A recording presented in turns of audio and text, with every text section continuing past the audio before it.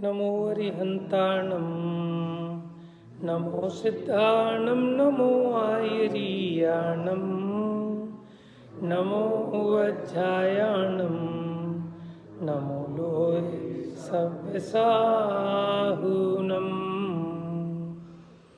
एष सुरासुरमणुसिन् वन्दितं धोदघायिकं ममलम् प्रणमामि वड्डमानं तित्थं धम्मस्य कर्तारम्।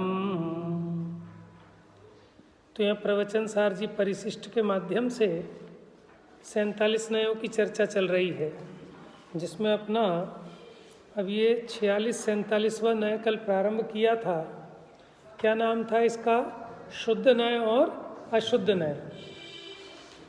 देखो, आत्मा में एक शुद्ध नाम का धर्म है और एक अशुद्ध नाम का धर्म है। शुद्ध नाम के धर्म को विषय बनाने वाला वो कहलाएगा शुद्ध नय, और अशुद्ध धर्म को विषय बनाने वाला अशुद्ध नय है। अब ये दोनों धर्म एक आत्मा में एक साथ रहते हैं। Page number 565।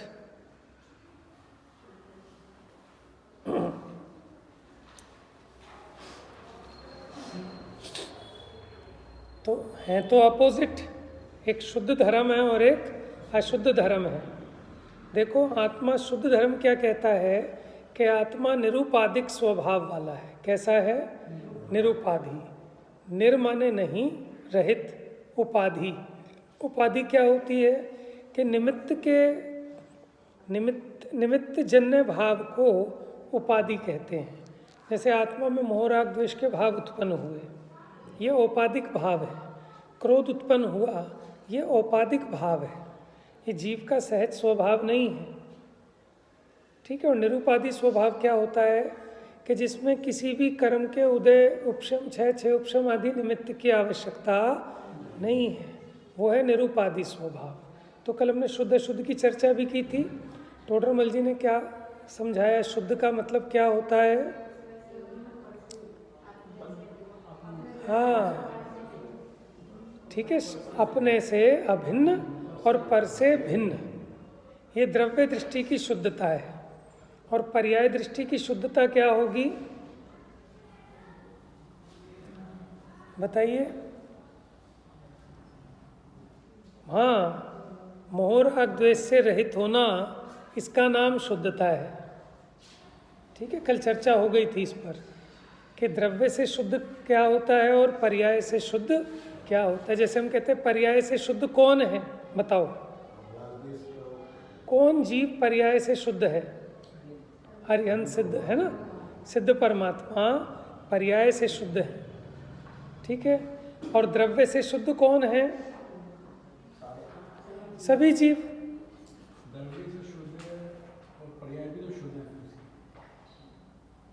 देखो, अरहंत भगवान की तो पर्याय भी शुद्ध है, लेकिन जो संसारी प्राणी है, अगर उसकी पर्याय भी शुद्ध कहें तो फिर उसे संसारी क्यों कहोगे? उसे मुक्त कहो। फिर ये जो दो भेद हैं, संसारी ना मुक्ताश्च, फिर तो ये भेद ही नहीं बनेंगे। क्या?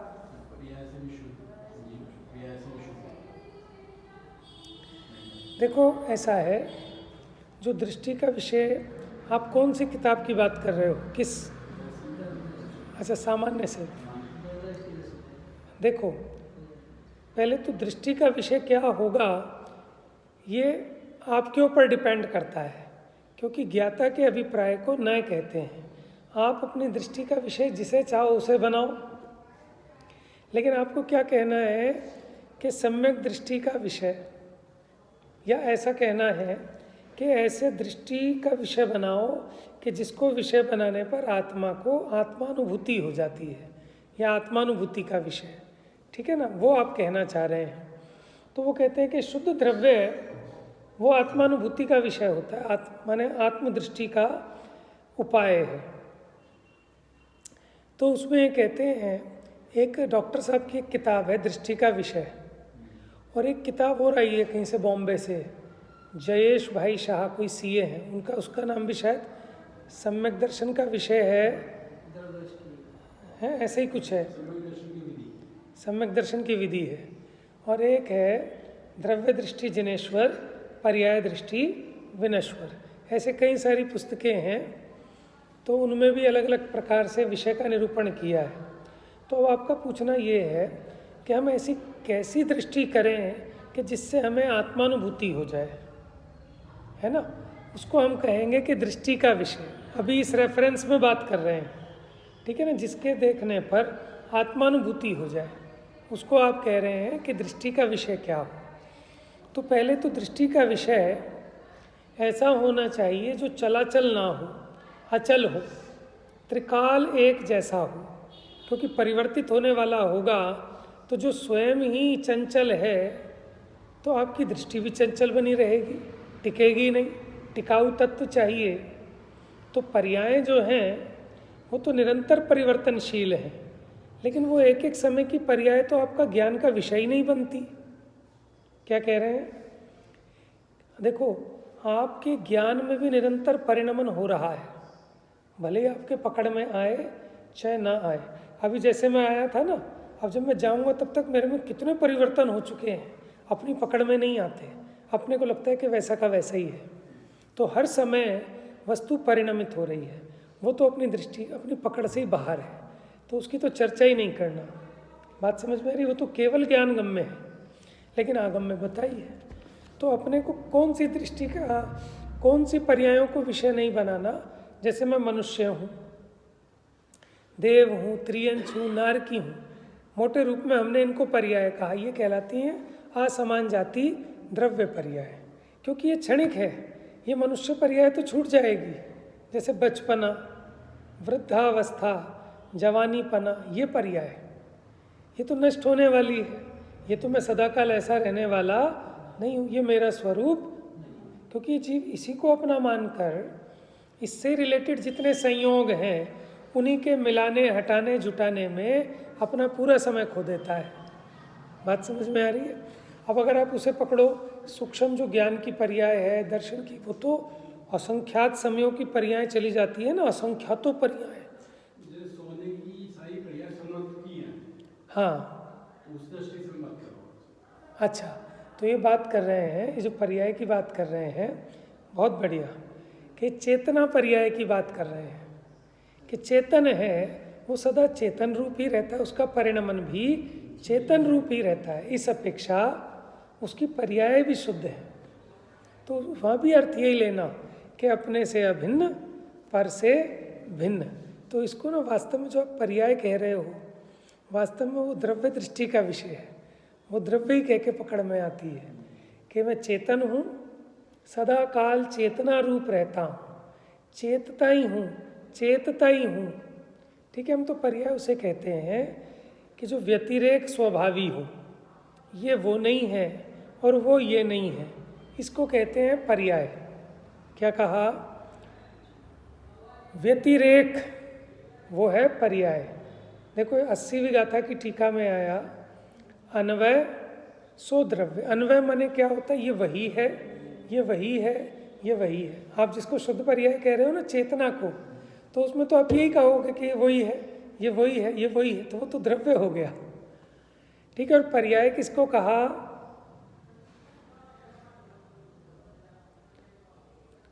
अन्वय का व्यतिरेक। व्यतिरेक माने क्या होता है कि ये वो नहीं है और वो ये नहीं है, जिससे आप ऐसी भिन्नता पकड़ते हो, वो है पर्याय। अन्वय सो द्रव्य, अन्वय के विशेष, विशेष माने उसकी क्वालिटियाँ, वो हो गए गुण, और अन्वय के व्यतिरेक वो हो गई पर्याय। ठीक है, उतना अपने को दिमाग उतना लगाने की जरूरत नहीं है।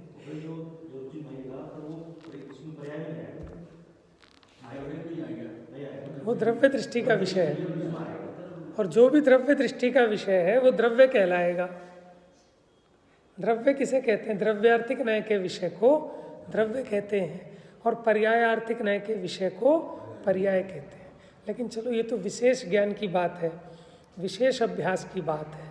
लेकिन अगर हम प्रयोजन की बात करें, ठीक है, अगर आत्मानुभूति की बात करें, देखो पंडिताई के लिए तो अच्छी बात है, उतनी बारीकी में जाना, आपको समझना है, समझाना है, और बुद्धि भी है तो उसमें उपयोग भी लगाना।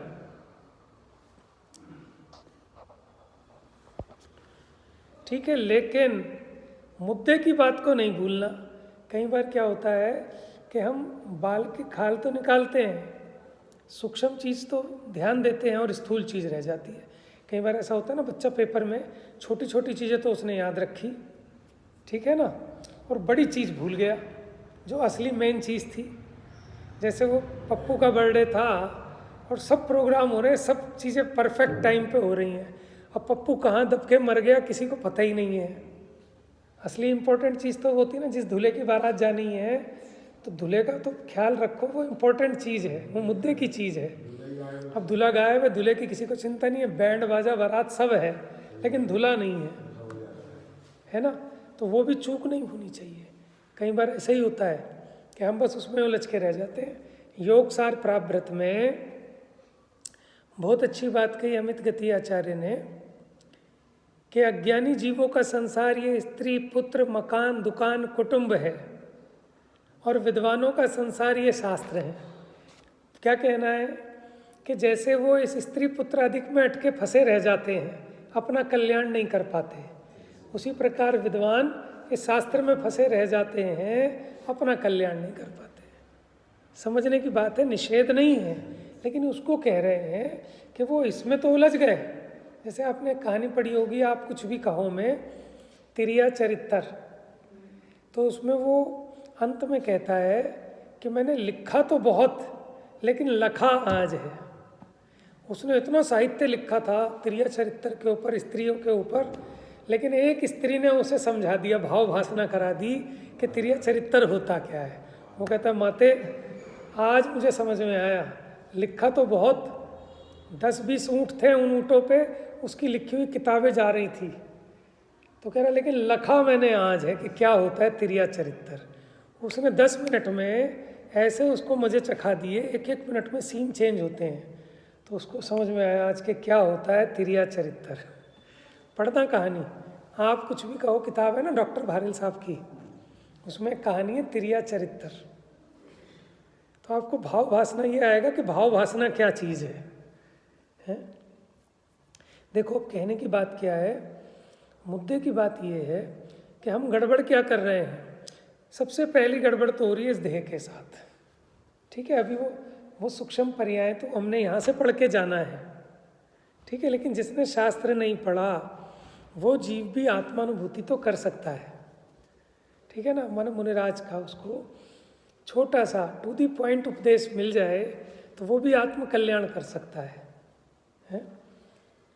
तो हो क्या रहा है, ये जो अपने को दिख रही है ना इंद्रियों का समुदाय, ये शरीर, 5 इंद्रियों का समुदाय यही शरीर है, इसके अलावा और कोई शरीर तो है नहीं। अब इन इंद्रियों के माध्यम से मेरे जानने देखने का प्रवर्तन होता है। जो मेरा जानना देखना है ना, आँख से, नाक से, कान से, इनके माध्यम से हो रहा है, निमित्त है। तो मुझे क्या लगता है कि इसी के कारण मेरा जीवन है। और ये स्पर्शन इंद्रिय पूरी अखंड, जिसको हम शरीर कह रहे हैं, इसी से छूने आदि का ज्ञान होता है, इससे चखने का, इससे सूंघने का। तो उसको लगता है अगर ये नहीं होगा तो मैं ही नहीं हूँ, मेरा मरण हो गया। तो इसको अनादि से इन इंद्रियों के समुदाय रूप इस शरीर में प्रीति पाई जाती है, अनादि से ही है। क्यों? क्योंकि इसका जानना देखना अभी इन इंद्रियों के माध्यम से प्रवर्तित होता है। तो आचार्य देव इससे भेद विज्ञान कराते हैं। किससे? ये इंद्रियों के समुदाय रूप शरीर से, कि जिसको शरीर से भेद ज्ञान हो गया कि देखो इंद्रियां ऐसी की ऐसी बनी रहती हैं, लेकिन जानना देखना नहीं होता। अगर इंद्रियों से जानना देखना होता तो फिर पुर्दे को भी दिखना चाहिए, सुनना चाहिए, उसको तो दिखता नहीं है। तो उसको एकदम स्ट्राइक करनी चाहिए बात कि मैं जिसको अपना स्वरूप माने बैठा हूँ, ये तो मेरा स्वरूप ही नहीं है। आँख से देखना नहीं हो रहा, ये तो खिड़की मात्र है।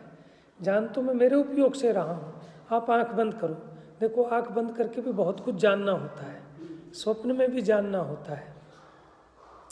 तो ऐसा भेद ज्ञान करने पर इसको इस बात की प्रतीति बनती है कि मैं जानने देखने वाला तत्व हूँ, ठीक है ना।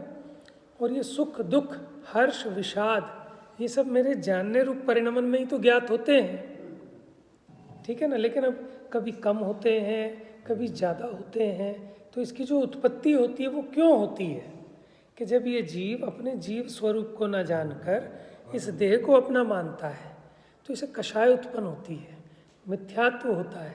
और वो जो राग द्वेष है उससे ये हैरान, बेचैन, आकुलित, व्याकुलित होता है ना। कई बार आप मान लो मंदिर में भी आ गए, लेकिन आपका जीव बेचैन सा रहेगा, ना आपका स्वाध्याय में मन लगेगा, ना पूजा में मन लगेगा।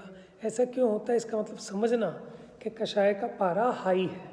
और कषाय खाली क्रोध कषाय ही नहीं होती, मान कषाय भी होती है, लोभ कषाय भी होती है, माया कषाय भी होती है।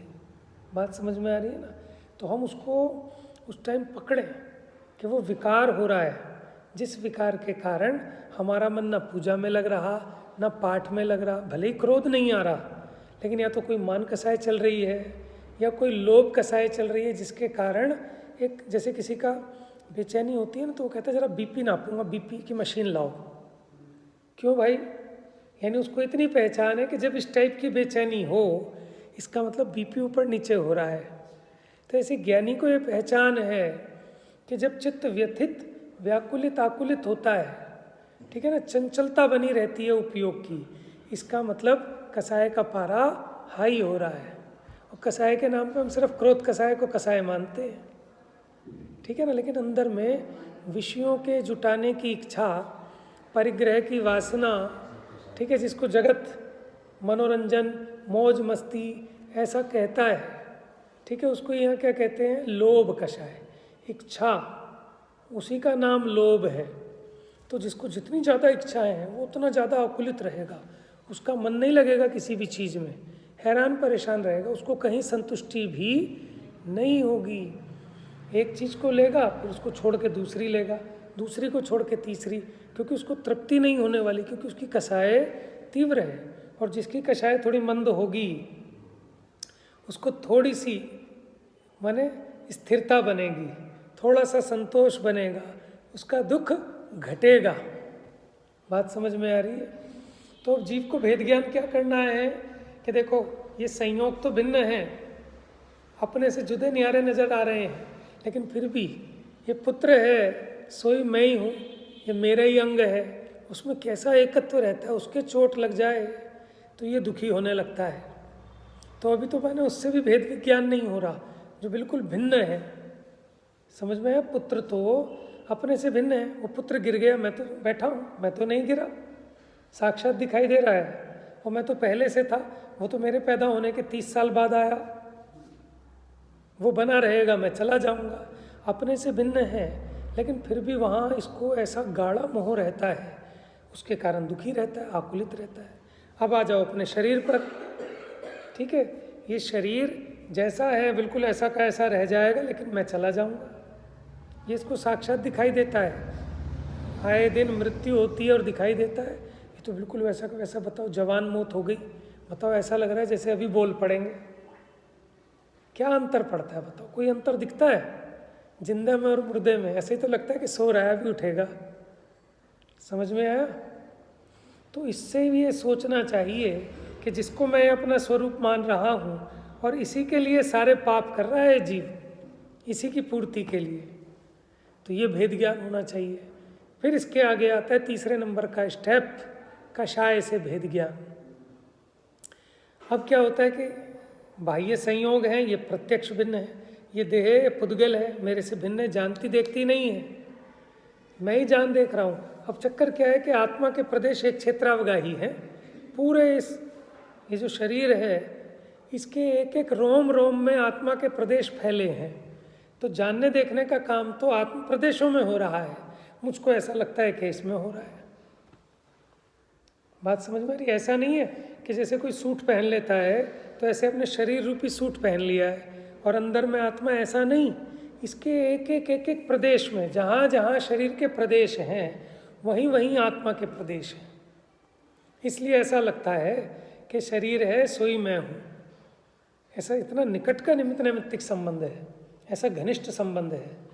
फिर तीसरे नंबर पर कषाय, कि अपने परिणामों में विकार उत्पन्न होता हुआ दिखाई देता है और उसी समय उसका ज्ञान होता हुआ भी दिखाई देता है। आपको इच्छा जगी कि मुझे एक कार लेनी है, अभी इच्छा जगी, मतलब स्वाध्याय करते हुए इच्छा का भाव आ गया, पूजा करते हुए ही आ गया, तो आप एकदम डिस्टर्ब हो जाएंगे। आपका मन अब पूजा पाठ में लगने वाला नहीं है। जिसके इच्छा ज़्यादा होती है ना, उसकी पूजा वूजा कुछ नहीं होती। उपयोग में बस कोई ना कोई विषय आता है और वो विषय पे चिंतन और चलता रहता है और पता चलता है पूजा खत्म हो गई। आकुलित रहता है, थकान होती है। और जिसके आकुलता कम है, इच्छा कम है, उसके थकान नहीं होती, उसके एक सहज में एक स्वाद और आनंद बना रहता है। जैसे जो ज्वर का मरीज है, उसके ऑटोमेटिक एक कड़वाहट बनी रहती है मुंह में। सब कोई कड़वा अलग से नहीं खाया, लेकिन उसको निरंतर कड़वाहटपना महसूस होता है। और स्वस्थ व्यक्ति को एकदम फ्रेशनेस है ना, मतलब मुंह भी अपना ठीक, तो हमें पता लग जाता है कि कुछ बीमार लग रहा हूँ मैं। वेदन होता है ना बीमारी का, स्वस्थ पने का। कैसे वेदन करते हो मैं स्वस्थ हूँ? थर्मामीटर लगाएंगे तो पता चलेगा कि मेरा टेम्परेचर ओके है, मैं स्वस्थ हूँ, कि किसी थर्मामीटर की ज़रूरत नहीं है। आपको अपने आप को फील होता है कि नहीं होता है? कैसे होता है? लेकिन जो शरीर का स्वास्थ्य है वो मेरा स्वास्थ्य है क्या? लेकिन फील तो होता है ना मुझको, और मैं उसे अपनी हेल्थ मानता हूँ। और इसकी तबीयत खराब हो तो क्या मानता हूँ कि मेरी तबीयत खराब है। अरे मेरा ज्ञान तो प्रॉपर काम कर रहा है, मेरी तबीयत काहे को खराब होती है? शरीर में बुखार हुआ तो मैंने बराबर जान लिया कि गड़बड़ है शरीर में। स्वस्थ हो गया तो मैंने जान लिया सही है, तो मेरा ज्ञान तो सही काम कर रहा है। तो ज्ञान की गड़बड़ कहाँ है कि जो मेरा नहीं है उसको मेरा मान रहा है, और जो मैं हूँ, जो मेरा है, उसकी खबर ही नहीं है इसको। ये ज्ञान का मिथ्या ज्ञानपना है।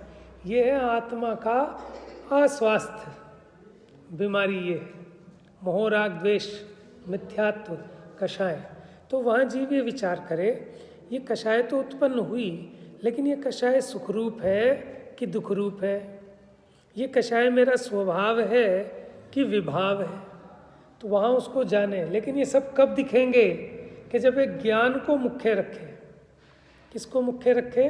ज्ञान को। अब उस ज्ञान को आप चेतन द्रव्य कहो, चैतन्य गुण कहो, चेतना पर्याय कहो, आप उसे कुछ भी कहो, लेकिन आपको वो दिखेगा कि ये वही है, ये वही है, ये वही है। और ज्ञान में ज्ञान को देखना है। ज्ञान में ज्ञेय दिखेंगे, लेकिन ज्ञेयों को गौण करके ज्ञान का संवेदन करना है ना? वो कला है, वो दृष्टि की कला है, वो सम्यक ज्ञान कला है। दर्पण में दर्पण देखा था कि मुख देखा था? देखो घर से आते हैं सब देख के आते हैं ना, देख के भी आना चाहिए। तो आप दर्पण देख के आए कि मुंह देख के आए? दर्पण तो नहीं देखा ना? आप समझ रहे हो कला। लेकिन अब आपका घर का दर्पण टूट गया, अब आप जगतपुरी जाओगे दर्पण खरीदने, ठीक है? तो वहाँ दर्पण देखोगे कि मुख देखोगे? लेकिन मुख तो नहीं देखोगे। तो फिर दर्पण को कैसे देखोगे कि दर्पण ठीक है कि नहीं है? चेहरा देखोगे आप, ये दर्पण तो बहुत बढ़िया है। ये भी अपने में कला है। जब देख रहा हूँ तो देखेगा, जिससे देख रहा हूँ दर्पण में, तो दर्पण देखेगा, चेहरा देखेगा। मुख्य गौण की कला है ना ये। अच्छा ये बताओ, आप घड़ी, आप सबके घर में दीवार पे घड़ी टंगी होगी, आपको याद है आपकी घड़ी कैसे रंग की है? याद है? याद है? मुझे तो याद नहीं रहता कैसे रंग की घड़ी है, क्योंकि घड़ी तो हम देखते ही नहीं ना, हम टाइम देखते हैं। बिल्कुल याद नहीं रहता कि उसका अंदर से कैसा कलर है, बाहर से कैसा कलर। वो तो बस इसलिए याद है कि जब लाए थे खरीद के, तब हम इस कलर की लाए थे, वो मेमोरी बनी है। लेकिन अब जो रोज़ देखते हैं, लेकिन देखकर भी हम घड़ी का रूप रंग नहीं देखते, हम टाइम देखते हैं। टाइम देखते हैं। अच्छा बच्चा भी देखेगा, लेकिन उसे टाइम नहीं दिखता। छोटा बच्चा हो, उसे टाइम नहीं दिखता, उसको भाव वासना नहीं है ना समय की। तो ये कला है ज्ञान की। ये अपने ज्ञान में कला है कि हम एक ही चीज़ को देखते हुए, देखो वहीं ज्ञानाकार है, वहीं ज्ञेय आकार है। लेकिन आप ज्ञान को मुख्य करेंगे तो अभेद अखंड एक दिखेगा, उसको हम कह देंगे दृष्टि का विषय। और अज्ञानी क्या कर रहा है कि वहीं ज्ञान है लेकिन ज्ञान को नहीं देख पा रहा, वो ज्ञेयों को देख रहा है। समझ में आया? तो बहिर्दृष्टि हो रहा है। और ज्ञेयों को गौण करके अलग नहीं कर सकते, आपके ज्ञेय को अलग कर दें। अगर दर्पण में से वो चेहरा हटाने जाओगे कि मुझे शुद्ध दर्पण दिखाओ, इसमें तो चेहरा झलक रहा है, हटाओ चेहरा, तो दर्पण ही नष्ट हो जाएगा। तो ज्ञान में से ज्ञेयाकार को मिटाया नहीं जा सकता, और मिटाओगे तो फिर वो ज्ञान काहे का? जिस दर्पण में ज्ञेय ना झलके वो दर्पण कैसा? तो जिस ज्ञान में ज्ञेय जानने में ना आए तो वो ज्ञान ही नहीं है। बात समझ में? ज्ञान में ज्ञेय तो आएंगे जानने में, लेकिन वो ज्ञेय जानने में आते हुए भी ज्ञेयों की ऊर्ध्वता नहीं होगी, ऊर्ध्वता होगी ज्ञान की। बात समझ में आ गई? जैसे एक बच्चा है, उस बच्चे के पिताजी टीचर भी हैं और पापा भी हैं। अब उसे क्या दिखते हैं? पापा दिखते हैं उसके ज्ञान में, ठीक है। और क्लास के स्टूडेंट हैं, उनको क्या दिखते हैं? टीचर दिखते हैं। बात समझ में आ गई ना? तो ये मुख्य गौण की कला से हम दृष्टि में जो व्यवहार न्याय का विषय है, भेद रूप, पराश्रित रूप, विभाव रूप है ना, उसको हम कर देते हैं गौण। गौण का मतलब उसमें कुछ करना नहीं, वह उस पर अपना उपयोग केंद्रित नहीं करना, क्योंकि अपना छद्मस्त का उपयोग एक समय में एक को ही मुख्य कर सकता है, ठीक है ना। तो वहाँ किसको मुख्य करना कि जो जानन जानन स्वरूप संवेदन रूप है, इसी का नाम ज्ञानानुभूति है, इसी को आत्मानुभूति कहते हैं। बस इतनी बात है, बाकी विस्तार तो बहुत है। मैंने मोटा मोटी आप ये सोचो कि वो उतना कठिन काम नहीं है। अगर कठिन होता तो भील को सम्यक दर्शन नहीं हो सकता था, सिंह को तो बिल्कुल नहीं हो सकता था, हाथी को कैसे होता? समझ में आया? शिवभूति मुनिराज नमोकार मंत्र भी याद नहीं होता था और मोक्ष चले गए, केवल ज्ञान ले लिया, तो काम कठिन नहीं है। फीलिंग की बात है कि वो फील आपको आनी चाहिए, ठीक है ना। देखो, आप मान लो दौड़ लगा के आओ तो आपको ब्लड सर्कुलेशन चलता है, तो आपको फील होगा कि हाँ अब कुछ जागरूकता सी आई, नहीं तो आलस, सो के उठो, ना हाथ चल रहे ना पैर चल रहे। फील होता है कि नहीं होता है आपको? ज्ञान जानता है ना, लेकिन उसे ही अपना स्वरूप मानता है। बात समझ में आई? अब वहीं ये जीव भेद विज्ञान करे कि ये तो जानने में आ रहा है, लेकिन ये जो जानन जानन रूप है ये मेरे जानने में आ रहा है कि नहीं आ रहा? शरीर की कमजोरी, शरीर की ताकत, ब्लड सर्कुलेशन फास्ट होना, स्लो होना, वो तो ज्ञान में आ रहा है, लेकिन मैं जान रहा हूँ ये जानने में आ रहा है कि नहीं आ रहा है? आ तो रहा है, लेकिन ये फिर भी उसको नहीं जान रहा। देखो, गौण और मुख्य तो ज्ञानी के ज्ञान में होते हैं, और ज्ञानी को तो सच में एकांत होता है ना। जिसको प्रमाण ज्ञान होता है उसके ज्ञान में मुख्य गुण होते हैं। ये तो एकांत ऐसे माने बैठा है। समझ में आया? ज्ञानी को ये बात ख्याल में आती है कि ज्ञान का जानना भी हो रहा है, क्योंकि ज्ञेय दो प्रकार के, स्वज्ञेय और परज्ञेय। समझ में आया? अज्ञानी को तो स्वज्ञेय ख्याल में ही नहीं है, उसको समझ में ही नहीं आता है, तो उसके ज्ञान में मुख्य गुण नहीं है। वो तो एकांत ये मान के बैठा है कि मैं शरीर हूँ, यही तो हूँ। तो सच्ची बात यही है, आचार्यों ने ग्रंथों में ये जीव को शरीर से भेद विज्ञान कराने पे मेन फोकस किया है। और ये हो जाए ना, सारे कलेश खत्म हो जाए जीव के, सारे झगड़े इसी के चक्कर में हैं, इसी के पोषण में, इसके साथ ही हैं। बाकी सारे मकान, दुकान, पैसा सब किसके लिए चाहिए? इसके लिए या इसके संबंधियों के लिए? समझ में आया? तो ये है कि भेद ज्ञान की भावना बार बार भाना, लेकिन भेद ज्ञान में दो पार्टी चाहिए। एक पार्टी मैं तो मैं को सामने रखो तब समझ में आएगा शरीर मैं नहीं हूँ, क्योंकि मैं तो जानन रूप हूँ। अब भी जान रहा हूँ, सो जाऊँगा तब भी जानूँगा, खाना खाऊँगा तो खाने को भी जानूँगा। खाना खाने का विकल्प, वो इच्छा, वो वैभाविक भाव है, वो विकार है, हुआ मुझ में ही है, लेकिन वो मोह राग द्वेष का परिणाम है। और कर्म ने करा दिया वो जबरदस्ती, ऐसा भी नहीं है, क्योंकि अगर कर्म करा सकते होते तो कोई जीव मुक्त नहीं हो पाता।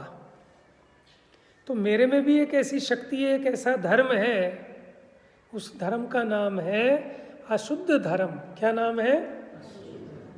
अगर वो धर्म ना हो तो ये जीव कभी भी राग द्वेष रूप परिणमित नहीं हो सकता। समझ में आया? तो उस अशुद्ध धर्म को विषय बनाने वाला अशुद्ध नय है, और ऐसी आत्मा में एक है शुद्ध धर्म। तो शुद्ध धर्म के कारण ये जीव सदाकाल जीव रहता है, अजीव नहीं होता। ठीक है, इसको कहते हैं निरुपाधिक भाव रूप रहता है। ये इसको विषय बनाने वाला शुद्ध नय है। तो इसी पर से हमने कल चर्चा की थी कि द्रव्य दृष्टि की शुद्धता माने क्या और पर्याय दृष्टि की शुद्धता माने क्या। जो आप कह रहे हो वो बात भी ठीक है, लेकिन वो ज़्यादा गहराई में जाके बात हो गई वो बहुत गहरी बात है। ठीक है ना, कि पर्याय भी शुद्ध है। वो तो आप पर्याय को चेतना पर्याय मात्र पकड़ो। आप तो चेतन ही चेतन देख रहे हो ना। मैं चेतन हूँ तो मेरे गुण भी चैतन्य रूप है, और मेरा जो परिणमन है वो भी चेतना रूप है। इस अपेक्षा वो तो शुद्धि है, क्योंकि वो चेतना रूप है, जड़ रूप नहीं है, इसलिए उसको शुद्ध कह रहे हैं। हाँ, सम्यक दर्शन के लिए तो भैया चेतना को ही पहचानो ना, कि मैं चेतना हूँ, चेतता ही हूँ, ऐसा चेतो माने जानो, चेतना कहो। अच्छा एक बताओ, चेतना में और जानने में कोई अंतर है क्या? बताओ जी। चेतना और जानना, इनमें कोई अंतर है कि एक ही बात है? एक ही बात है। चेतना किसको कहते हैं? ज्ञान दर्शन के व्यापार को चेतना कहते हैं। बात समझ में आई? जीव के ज्ञान दर्शन के व्यापार को चेतना कहते हैं। कहीं ज्ञान दर्शन कह के कह देते हैं और कहीं पर चेतना माने फीलिंग, अनुभवना। वो ज्ञान से ही तो होता है। जीव का जो वो है ना, जीवत्वपना, जीवत्वपना मतलब एक तरह से व्यापार, हाँ, वो जीव का है, वो जीव का जीव रूप होएगा ना, तो इस अपेक्षा वो सही है। लेकिन हम पर्याय में कहाँ आ जाते हैं कि जो व्यक्त है अभी। हाँ, एक तो ये शरीर आदिक पर्याय। अच्छा, दूसरा आप अपने श्रद्धा गुण की पर्याय देखो कि अभी तो मिथ्या दर्शन रूप है, कि वो सम्यक दर्शन रूप करनी है। मिथ्या ज्ञान रूप, सम्यक ज्ञान रूप।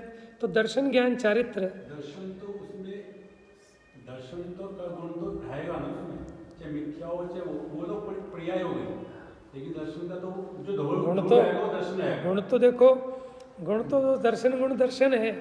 श्रद्धा गुण, ज्ञान गुण, चारित्र गुण। गुण तो गुण मिथ्या दृष्टि में भी है और सम्यक दृष्टि में भी है। लेकिन बात गुण से खाली काम नहीं होता, काम होता है उसकी व्यक्तता से। समझ में आया ना?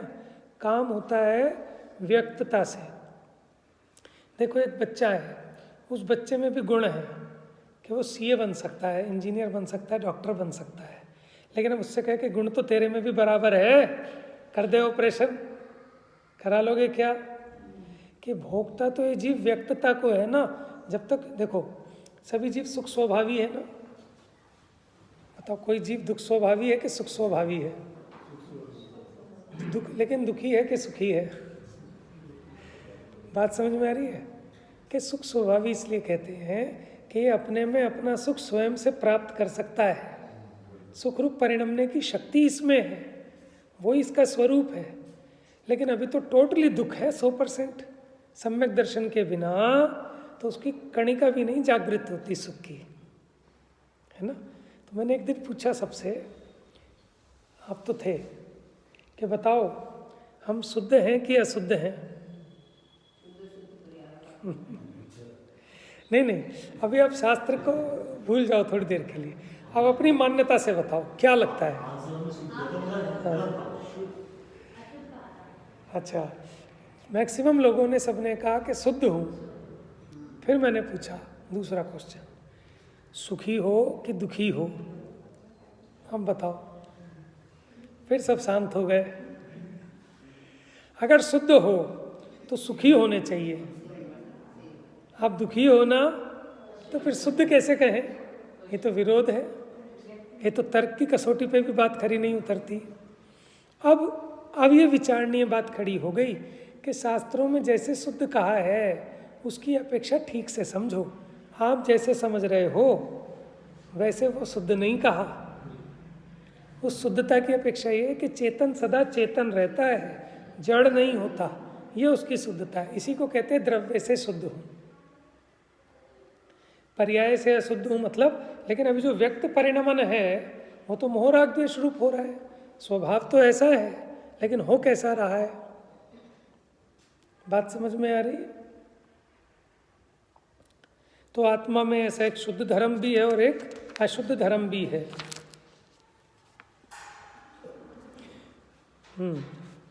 बस अब ये समापन है, कल या ज़्यादा से ज़्यादा परसों पूरा हो जाएगा।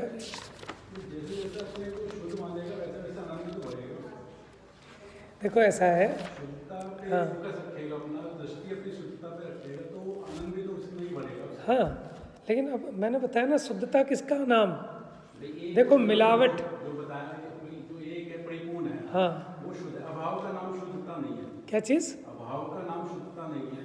जो एक है और जो परिपूर्ण है वो शुद्ध है। आप कल नहीं थे ना, हमने गाथा बताई 38 नंबर की, अहम एक को खलु शुद्धो, कि अहम माने मैं एक हूँ इसीलिए शुद्ध हूँ। दो मिल जाए तो उसको कहते हैं अशुद्धता, और एक होता है तो सदा शुद्ध ही होगा। शुद्ध दूध रखा है, शुद्ध पानी रखा है, दोनों शुद्ध हैं, लेकिन उस दूध में थोड़ा सा पानी मिला दो, हो गया अशुद्ध। भले दोनों अटपैर छने हुए प्रासुक हैं, तो मिलावट का नाम अशुद्धता है। चेतन सदा चेतन रहता है, इसको कहते हैं त्रिकाल शुद्ध। लेकिन कोई ये मान के बैठ जाए मैं तो त्रिकाल शुद्ध हूँ, हो रहा है दुखी, मोही रागी द्वेषी हो रहा है, और ये मान के बैठ जाए मैं त्रिकाल शुद्ध हूँ, तो इसलिए दृष्टि वो कराते हैं कि तू चेतन है भैया, तू शरीर नहीं है, तू अपने को चेतन देखेगा तो ये दुख मिटेगा, ये मोह राग द्वेष मिटेंगे। इसलिए एक गाथा है, जो जानता मैं शुद्ध हूँ वह शुद्धता को प्राप्त हो, जो जानता अविशुद्ध वह अविशुद्धता को। अब एक प्रश्न है, जो जानता मैं शुद्ध हूँ वह शुद्धता को प्राप्त हो। जब मैं शुद्ध हूँ तो शुद्धता को प्राप्त होऊंगा, ये तो अपोजिट बात हो गई भाई। अगर शुद्ध हूँ तो फिर ये क्यों कह रहे हो कि जो मैं शुद्ध को जानता हूँ तो शुद्धता को प्राप्त होऊंगा? जब मैं शुद्ध हूँ तो फिर ये बात कहाँ से आई कि शुद्धता को प्राप्त होऊंगा? इसका मतलब जब हम कह रहे हैं कि शुद्ध हूँ वो अपेक्षा अलग है, और जहाँ शुद्धता को प्राप्त होना है वो अपेक्षा अलग है। तो एक अपेक्षा मैं शुद्ध हूँ और एक अपेक्षा अशुद्ध हूँ। तो जहाँ अशुद्धता है वहाँ अशुद्धता को मिटकर शुद्धता लानी है, संसारी से सिद्ध दशा को पाना है। समझ में है? वहाँ अशुद्धि है, और वो शुद्धता, उस शुद्धता को लक्ष्य में रखेंगे तब ये अशुद्धता मिटकर शुद्धता होगी। संसारी जीव भी देखेगा कि मैं संसारी नहीं हूँ, मैं जीव हूँ, ज्ञान दर्शन चेतनमयी स्वभावी हूँ। जब ऐसा देखेगा तो शरीर आदि से उसका जो एकत्व है, ममत्व है, कर्तृत्व है, भोक्तृत्व है, वो मिटेगा, मिथ्यात्व छूटेगा। ठीक है ना? फिर कषाय छूटेंगी, तो पर्याय में भी जहाँ अशुद्धता थी वहाँ भी शुद्धता व्यक्त हो जाएगी। इसलिए कहते हैं कि जो शुद्धता को जानता है वो शुद्धता को प्राप्त होता है। जो अपनी शक्ति को ही नहीं पहचानता तो उसको व्यक्त कैसे करेगा? जिसको लगता है मैं तो कभी सीए कर ही नहीं सकता, तो कभी नहीं कर सकता। इसको लगता है मैं नहीं करूँगा तो कौन करेगा? मेरे पिताजी भी बनिए, मैं भी बनिया, खानदानी बनिए, हमें नहीं आएगी तो किसे आएगी? ठीक है ना? तो वो कर लेगा। तो शक्ति का भान होना वो भी एक बहुत बड़ी उपलब्धि है। लेकिन शक्ति का भान तो हो जाए, लेकिन उस शक्ति को कार्य रूप परिणमित ना करे तो उस शक्ति किस काम की? वो बीज है एक।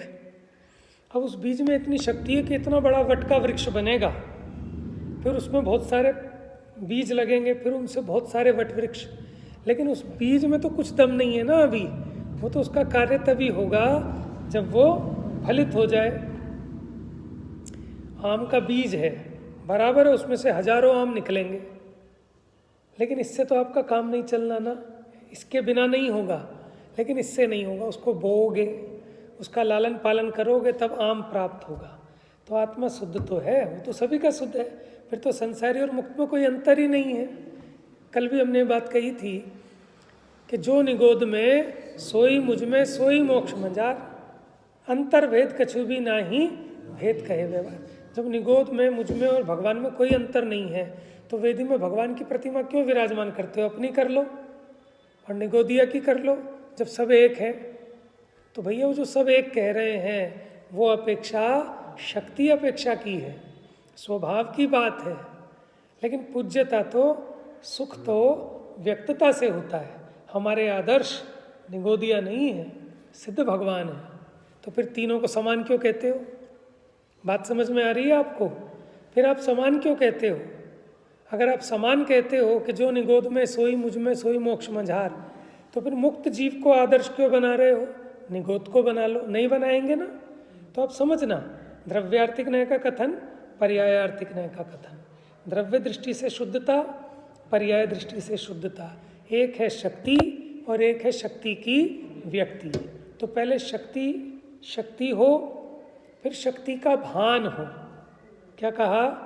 शक्ति हो, शक्ति का भान हो तो व्यक्ति होती है। जैसे आपके हाथ में सोना है और मुट्ठी में सोना रखा है और भीख मांग रहे हैं, तो है तो सोना या हीरा है ना, है तो करोड़पति। लेकिन उस करोड़पति पने का क्या फायदा? किस काम आ रहा है वो करोड़पति पना? बात समझ में आ रही है? लेकिन अब उसको किसी ने बताया कि भाई तू भीख क्यों मांगता है, तेरे पास तो खुद बहुत मालवान है, तेरे पास इतनी कीमती चीज़ है कि तू तेरी 10 पुश्तें बैठ के खाएंगी। अब उसको उसका भान हुआ है ना, तो उसकी दरिद्रता मिटता है।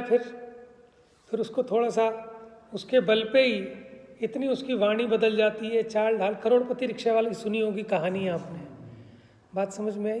तो शक्ति तो सब जीवों में है, लेकिन उसकी कीमत तब है कि जब उस शक्ति पे आप ध्यान दो और उसकी व्यक्ति हो। तो आनंद भोग तो व्यक्ति का होता है, लेकिन वो व्यक्ति शक्ति के बिना नहीं होती। तो पहले शक्ति है, उसको पहचानो और फिर व्यक्ति होगी, तो फिर ये सिद्ध हो जाएगा, मुक्त हो जाएगा, सुखी हो जाएगा। सम्यक दर्शन ये तो पहला माने नर्सरी है, मोक्ष महल की प्रथम सीढ़ी। और सम्यक दर्शन का मतलब यही है कि सच्ची समझ हो जाना, वस्तु स्वरूप की सही जानकारी कि सुख क्या है, सुखी होने का मार्ग क्या है, शक्ति क्या है, शक्ति की व्यक्ति कैसे होती है। शेष चर्चा कल करेंगे। जा वाणी के ज्ञान से सूझे लोकालो।